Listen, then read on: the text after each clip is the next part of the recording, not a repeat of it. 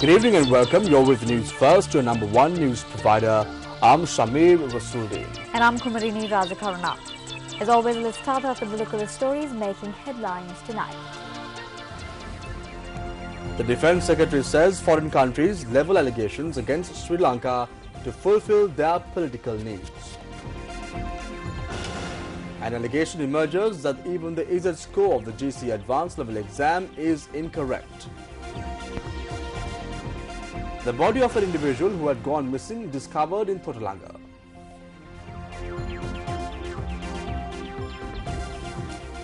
Mitt Romney clears first hurdle in battle for Republican nomination to take on Obama.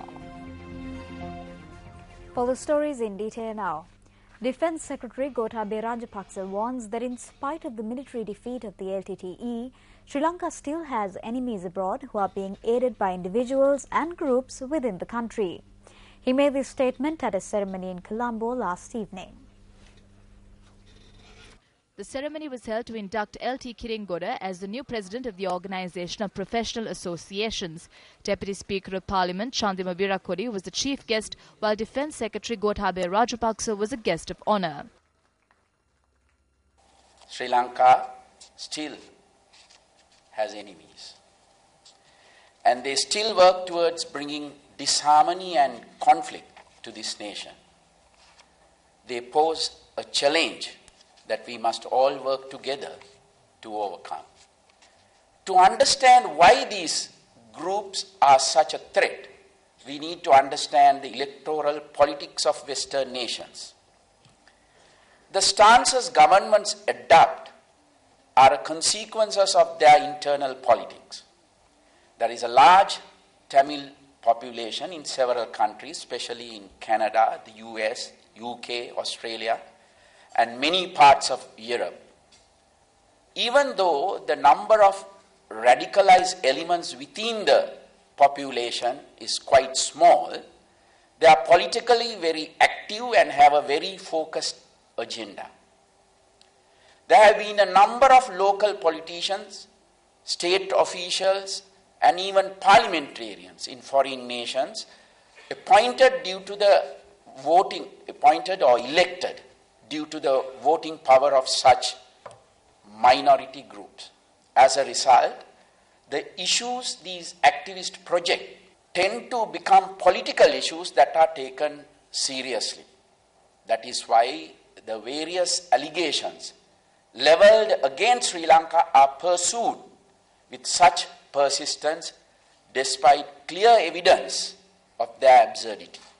Unfortunately, their efforts to discredit Sri Lanka's progress are sometimes helped by individuals and groups within Sri Lanka whose actions are governed by petty politics.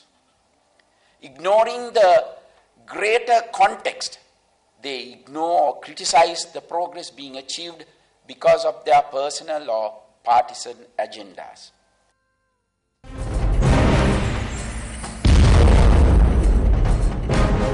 The debate on the issues that have cropped up with regard to the GCE Advanced Level Examination results is far from over. Although there were several issues with the district and island rankings, authorities maintain that there had been no mistake with the EZ scores. However, several sources have pointed out that the calculation of EZ scores for both the old and new syllabuses is rife with statistical errors. The Z-score is calculated using a complex formula.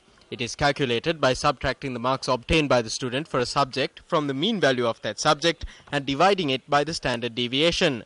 Some are of the view that by considering those who sat for the examinations under the old and new syllabuses as one, a primary calculation error has taken place. Several written and electronic letters that we received stated that through such a calculation error, an injustice could be done to students who sat for the examinations under both the old and new syllabuses. While a sample population is used for the equation to calculate Z-scores, it is specific to a certain section. Statisticians point out that when there are two different populations, pooling them together as one can cause several errors. Professor O.R. Thatil, a statistician at the Faculty of Agriculture, University of Peradeniya, states that it is not fair to build an equation by pooling the results of the old syllabus and the new syllabus. Statisticians also point out that it is not correct to use a common mean value to calculate Z-scores. Professor Thatil also points out that the formula used to calculate the standard deviation was inappropriate. Those who have paid attention to this fact state that Z-scores calculated using the wrong mean value and standard deviation are not fair. You must treat them as two different populations and calculate Z-scores for them separately. And then in the merit list, you can pool all the three scores.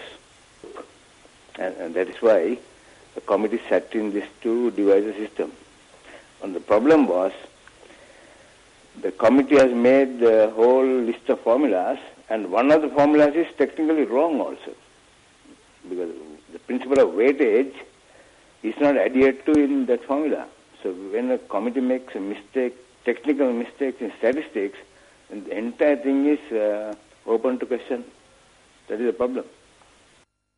මෙන්න මෙතන තමයි ගැටලුව තියෙන්නේ. ඉසෙට්කෝ අගේ දැන් දුන්නේ පැරණි නිර්දේශයයි නව නිර්දේශයයි ගත්තා මේ දෙකට එකක් එකතු කළා. The problem here is that the Z-scores which have been issued were calculated after pooling the old and new syllabus results together.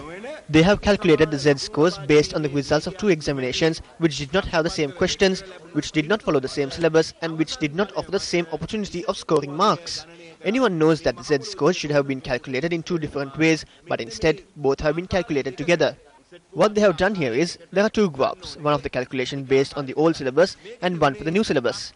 Students have been done a great injustice by these idiotic and mindless officials and politicians.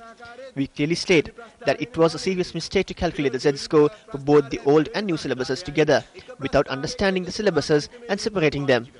තේරුම් අරගෙන වෙන් කරන්නේ නැතුව එකම ඉසෙට්කෝ වගේට ගත්ත එකේ බරපතල ගැටලුවක් තියෙනවා.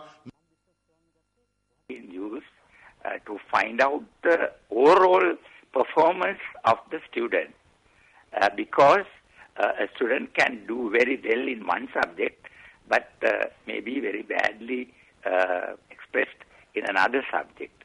Now we find that this estimation has not been done properly. Wrong information has been fed into computers and whole Z-score calculations had gone haywire. Go back to the original numbers, the exam results, and then calculate the Z-score properly using proper people who are qualified to do the job. හරි දැන් Z අගයන් සකස් කරන ලද සූත්‍රයේ ගැටලුවක් නැත්තම් ඉතින් ඒක රටට කියන්න. දැන් මේ If there is no problem with the formula used to calculate Z-scores, then tell this to the country. Tell the thousands of students who have been treated unfairly by this on what basis the Z-scores of the old syllabus and the Z-scores of the new syllabus were pooled together.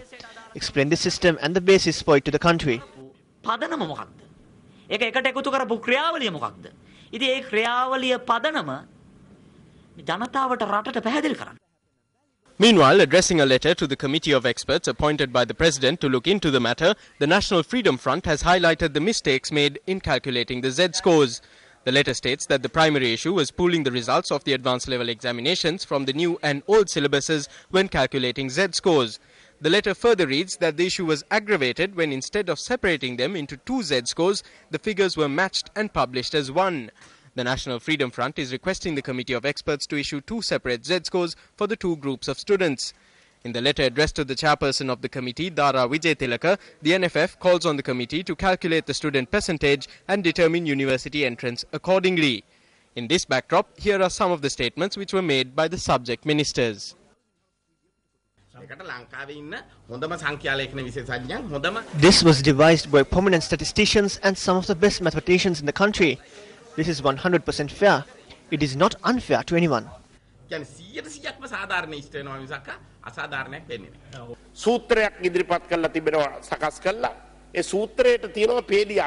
A formula has been prepared and formulated. It has 8 lines. I stayed before this chamber and it can be put in the Hansard. I do not understand this formula to calculate Z-scores.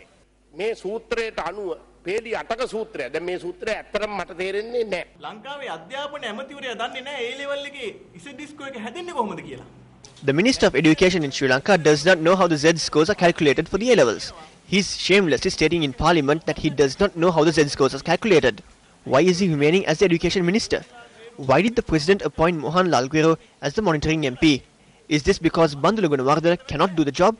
I was amazed that up to now Bandula Gunawardena has maintained that the A-level examination problem is a conspiracy of the Maharaja organization or the Siras organization. This is all he can say now.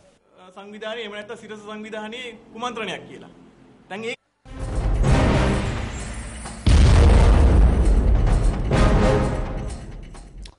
You're with News First. Coming up later on in the news.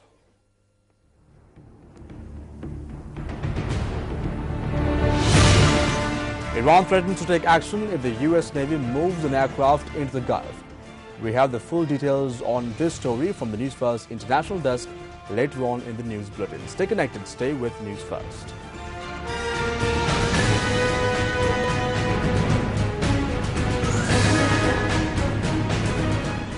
The body of a youth was discovered in the Navagamgoda area in Totalanga in Colombo this morning.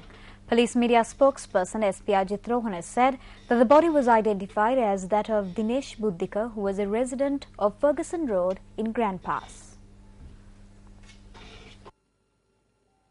Family members of Dinesh Buddhika say that he was abducted by an unidentified group last evening and nothing was heard about him since then.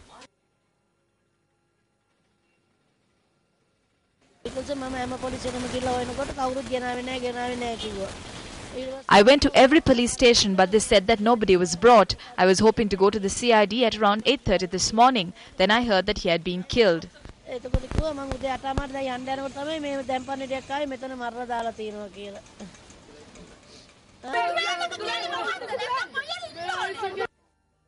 R.A. Dinesh Buddhika was a 30-year-old father of one and a three-wheel driver by profession. Incidentally, when News First was covering the incident, two other women arrived at the location and told us that their loved ones had been abducted. My husband's name is Hussein. He was taken on the 2nd of November at 5:25 in the evening. It has been 2 months since he was taken away and I don't know whether he is dead or alive. When bodies are discovered in various places, I go in search of him. We have 2 children. One is a year old and the other is 10 years old. The 1-year-old child still asks for a father. Where am I to find their father? My son was taken away on the 20th of December and I haven't heard anything about him. Entries were lodged with the police and I went everywhere, but I have not received any information. It was 2 weeks for yesterday. My uncle's son was taken and there is yet no news of him. It will be 2 months on the 8th.